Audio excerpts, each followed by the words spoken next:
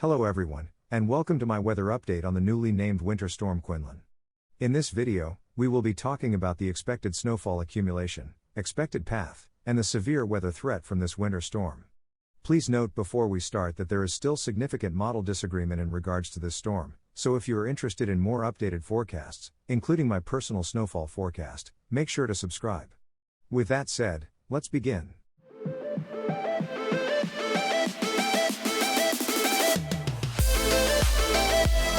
Here is the National Weather Service Hazards page.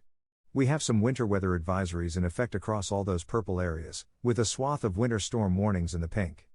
We also have some winter weather advisories in effect for parts of New England due to a quick nor'easter that will be dropping snowfall across the area on Wednesday, March 9th. Light snow will be moving across the central plains throughout the day on Wednesday, becoming heavier as the day goes on. By Wednesday night, snow will work its way into Kansas, before spreading out into the area. By the very early morning hours on Thursday, a pretty significant area of snowfall will be occurring for the southern half of Nebraska into most of Kansas, before it moves into Missouri and southern Iowa when the sun comes up. This snow will continue pushing eastward through the day on Thursday, when it finally reaches Illinois by the afternoon on Thursday. Snow will continue east before it makes it to Michigan by late on Thursday night into Friday morning, when a very large band of snow will form from the Great Lakes region into the southern plains. The uncertainty starts to grow once we reach Friday evening, when this band of snow swings eastward, bringing widespread accumulating snowfall potentially from as far south as the Gulf states, into portions of interior New England. Here are the expected snowfall accumulations for the Central Plains through Friday. Very heavy mountain snow will be possible across Wyoming and Colorado, which could accumulate up to, or even more than 24 inches.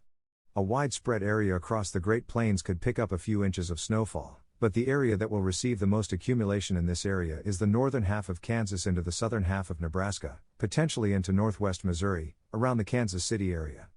The band of snowfall that we saw in the model runs will be responsible for bringing the light snow from North Texas into the Great Lakes. It's still too early to look at exact snow accumulation for this whole storm, although we do see the general track of this storm.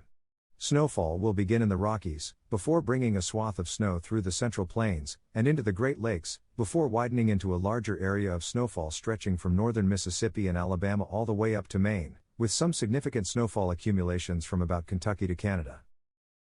One last thing that I wanted to bring to attention about this winter storm is the severe weather threat.